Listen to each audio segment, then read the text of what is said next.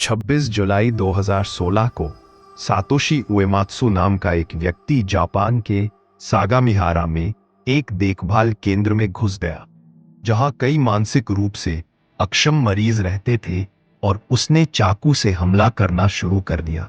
26 वर्षीय युवक ने सुबह लगभग 2:30 बजे अपना क्रूर हमला शुरू किया, जब वह चाकुओं से भरा एक बैग लेकर आया और केंद्र में प्रवेश करने के लिए एक खिड़की तोड़ दी।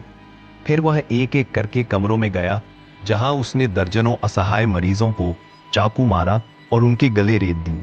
40 मिनट के भीतर 19 लोगों की मौत हो गई और 26 अन्य घायल हो गए।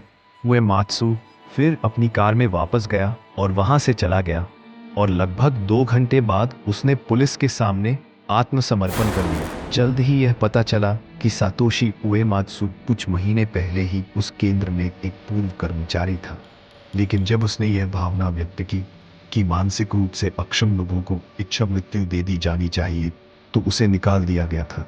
पुलिस ने उसके नियोक्ताओं को अपनी चिंताओं के बारे में सूचित किया जब उएमात्सु जापान की संसद के एक सदस्य के घर के बाहर 2 घंटे तक बैठा रहा, ताकि वह एक पत्र ले सके।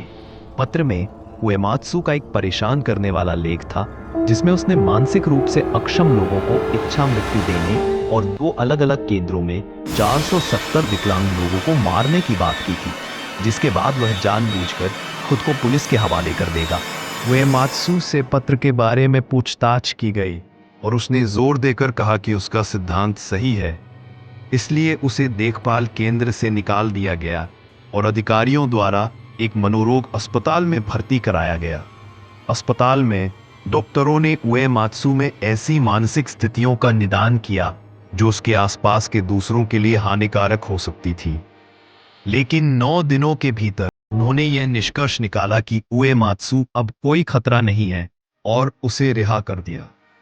उसकी रिहाई के बाद उसे उसके घर वापस भेज दिया गया, जो उस देखभाल केंद्र के पास स्थित था जहां हत्याएं हुई थी।